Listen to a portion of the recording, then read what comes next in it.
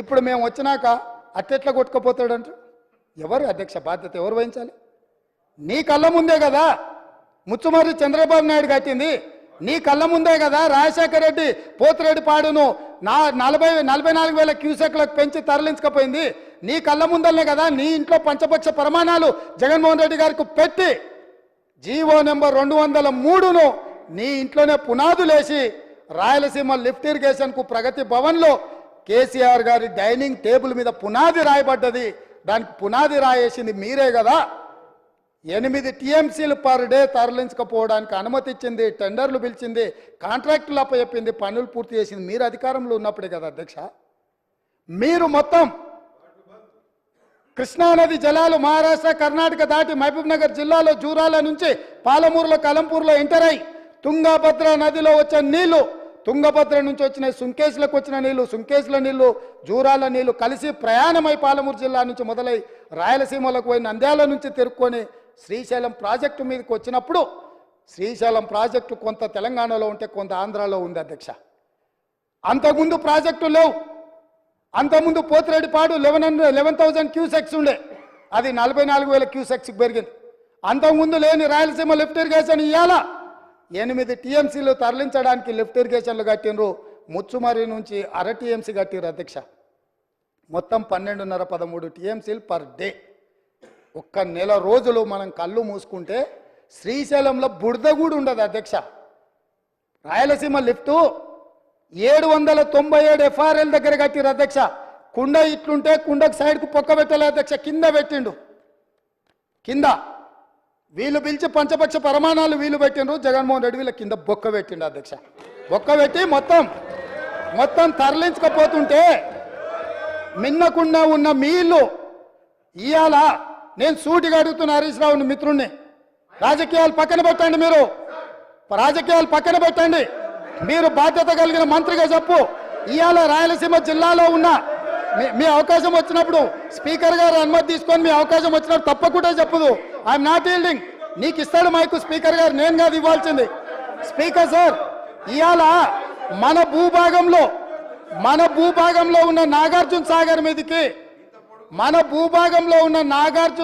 మీదకి తుపాకులతో జగన్మోహన్ రెడ్డి వచ్చి ఆక్రమించుకుంటే చేతగాని సన్నాసులాక ఇక్కడ ప్రభుత్వం చూస్తుంటే ఇవాళ రాయలసీమలో ఉన్న ప్రాజెక్టుల నుంచి నీళ్లు తరలించకపోతుంటే ఎవరు అడ్డుకోవాలి అధ్యక్ష? ఎవరు అడ్డుకోవాలి?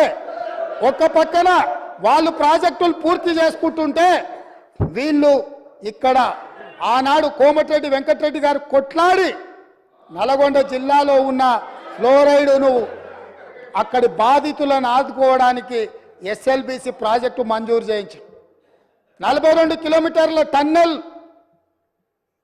రాజీవ్ గాంధీ టైగర్ రిజర్వ్ ఫారెస్ట్లో పర్యావరణ అనుమతి లేకపోతే టన్నెల్ బోర్ మిషన్ తోటి ఆ గుట్టను తొలిసి నీళ్లు దేవాలని 42 కిలోమీటర్ల టన్నెల్ని మొదలు పెట్టించి 2014 వరకు 32 కిలోమీటర్ల టన్నెల్ కొట్టిండ్రు అధ్యక్ష. తెలంగాణ వచ్చినాక వీళ్ళకి అప్పచెప్తే 10 కిలోమీటర్లు పూర్తి చేస్తే సంవత్సరంలో పూర్తి చేయాల్సిందని 10 ఏళ్ళలో కలిసి 1.5 కిలోమీటర్ పూర్తి చేసారు అధ్యక్ష. ఇంతకంటే చేతగానితనము తెలంగాణ ద్రోహి ఎవడని ఉంటాడా అధ్యక్ష? ఒకవేళ ఆ ప్రాజెక్టు పూర్తయిన ఉంటే నల్గొండ జిల్లాలో 3,64,000 ఎకరాలకు గ్రావిటీ ద్వారా నీళ్లు వచ్చే ప్రాజెక్టును పడావు పెట్టి ఈరోజు మీరు వదిలేసినందుకు ఇవాళ నల్గొండ జిల్లా రైతుల మీద మరణ శాసనం వాళ్ళు రాసిండ్రు అధ్యక్ష. అదేవిధంగా కల్వకుర్తి లిఫ్ట్ ఈనాటికి పూర్తి చేయలే. పాలమూరు రంగారెడ్డిలో 27,000 కోట్ల రూపాయలు ఖర్చు పెడితే గుంట భూమికి కూడా నీళ్ళు ఇవ్వలే.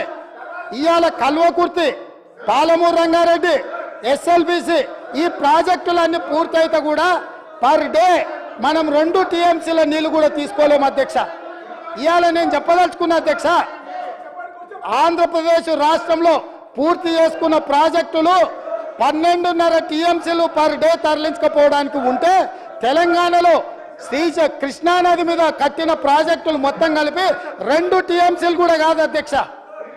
10 ఏళ్ళ అవకాశం ఇచ్చిన ఈ పాలమూరు రంగారెడ్డి లేకపోతే కల్వకుర్తి లేకపోతే ఎస్ఎల్బిసి పూర్తి చేయకపోవడానికి వీళ్ళు కారణం కాదా అధ్యక్ష? ఇంత అన్యాయము ఉమ్మడి రాష్ట్రంలో కూడా తెలంగాణ ప్రాంతానికి జరగలేదు. వీళ్ళ పాలనలో తెలంగాణ ప్రజల పట్ల కృష్ణానది జలాల మీద మరణ శాసనం రాసిండ్రు అధ్యక్ష. వీళ్ళు ఇయాల నేను అడుగుతున్నా వీళ్ళను అధ్యక్ష, ఇయాల వీళ్ళని నేను అడుగుతున్నా, మీకు ఏమైనా చిత్తశుద్ధి ఉంటే మేము చేసే ప్రయత్నంలో, మేము చేస్తున్న పోరాటంలో రాజకీయాలు పక్కన పెట్టి ముందుకు రావాలి, కానీ మా కాళ్ళలో కట్టెపెట్టి కింద పడేస్తే ఏమవుతుంది అధ్యక్ష? వీళ్ళకి అధికారం వచ్చుడు సంగతి దేవుడు ఎరుగు, కానీ తెలంగాణ రైతుల జీవితాలతో చెలగాటం ఆడుతున్నారు అధ్యక్ష రాజకీయ స్వార్థం కోసము. ఇదా అధ్యక్ష? ఇదా వీళ్ళ నుంచి ఆశించేది? 10 ఏళ్ళ అధికారం ఇచ్చినా ఇంకా అధికార దాహం తీరలేదు. సెంటిమెంట్ను రెచ్చగొట్టాలి, దానికి ఆయింట్మెంట్ ఉయ్యాలి, వచ్చే ఎన్నికలలో డబ్బలో ఓట్లు వేసుకోవాలన్న ధ్యాస తప్ప ఈ సమస్యను ఎట్లా ఎదుర్కోవాలి, ఈ సమస్యను కలిసి వస్తామన్న ఆలోచన ఎందుకు వీళ్ళకి రావడం లేదు అధ్యక్ష? నేను అడుగుతున్న తమ ద్వారా.